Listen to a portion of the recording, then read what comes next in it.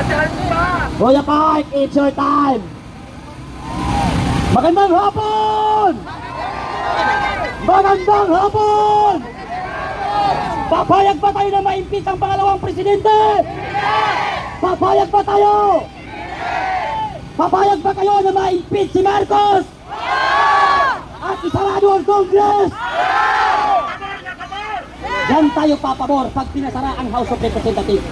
Dahil lahat ng ginawa ng House of Representatives, puro kabalbalan, panggagago, pambababoy, at pagnanakaw sa pera ng taong bayan. Malinaw sa amin, sa lahat ng nasa loob ng Congress, na ang impeachment na ito ay dinisenyo ng Administrasyong Bangag para pabagsakin lamang at ipagdamot sa mamayang Pilipino na mamili ng leader sa pagdating ng eleksyon. At malinaw sa amin na bayad ang lahat ng mga congressman para i-impeach ang ating presidente na si Inday Sara Duterte. Meron bang mga Muslim dito? Meron bang mga Muslim dito? Lahat ng mga Muslim dito ay nananawagan sa lahat ng congressman na mga Muslim na bumoto kayo sa inyong konsensya, hindi sa malita. Alam ng mga Muslim na congressman ang batas ng mga Muslim na tinatawag nating Sharia law. Bawal sa Muslim ang magnanakaw. Pag ang Muslim nagnakaw, pinuputulan ng kamay. Tama ba mali? Tama ba mali? Pag ang Muslim nagnakaw, pinuputulan ng kamay. Pag ang Muslim nagsinungaling, pinuputulan ng dila. Putulan ng dila si Adjong!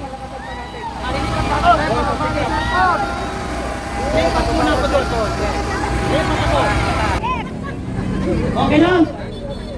Okay na ba? Okay na ba?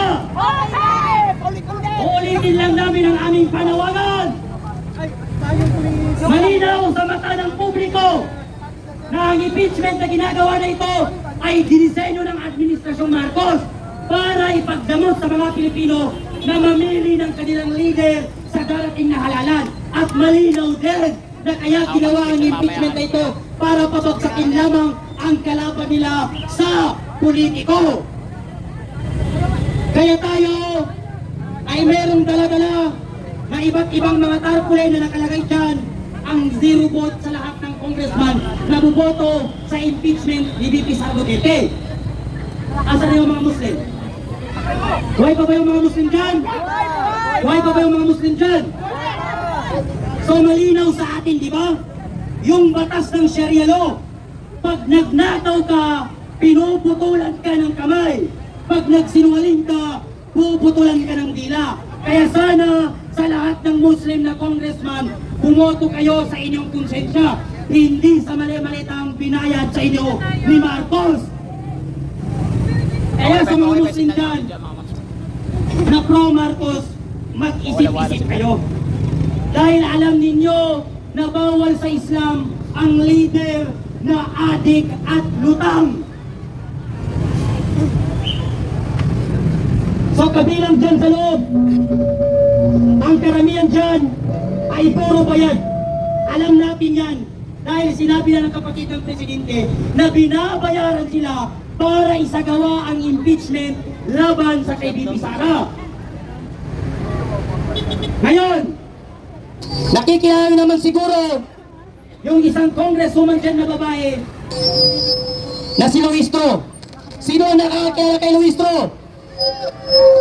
Kilala niyo ba si Luistro? Kilala niyo ba si Luistro? Dahil kay Speaker May ayuda! may ayuda. Dahil kay Speaker may akap. Napanood niyo ba yung mga kababayan?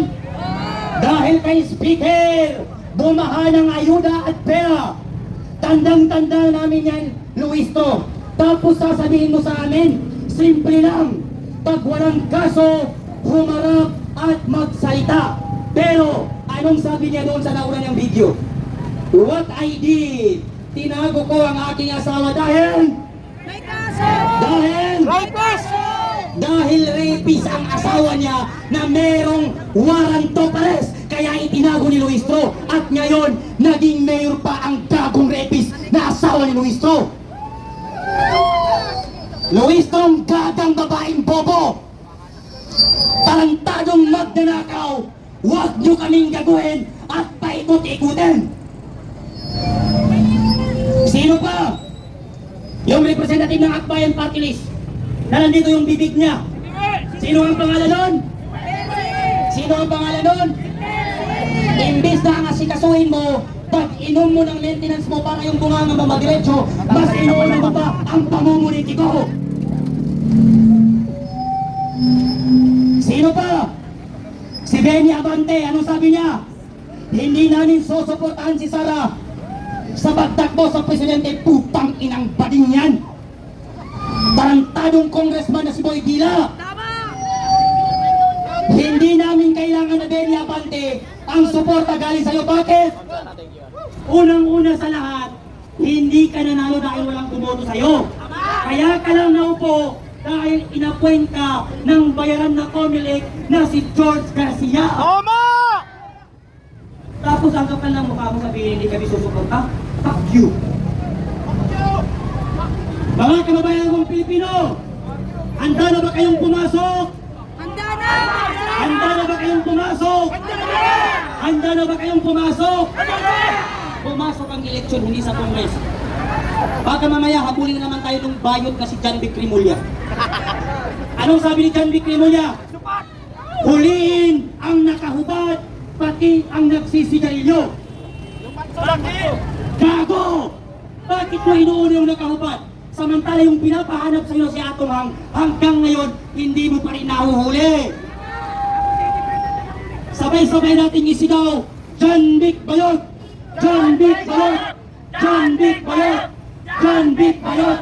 At yan mga kababayan, kami po ay hindi kami papayag na ma-impeach ang pangalawang presidente na si Sara Duterte. Hindi tayo titigil dahil pag na-impeach nyo si Sara at akala ninyo maliligtas na kayo, nagkakamali kayo dahil mas malala pa ang gagawin ng taong bayan sa oras na ma-impeach ang pangalawang presidente na si Sara Duterte. Maraming salamat at magandang hapon at sana mamatay na lahat ng congressman ng mga buhayang bayaran.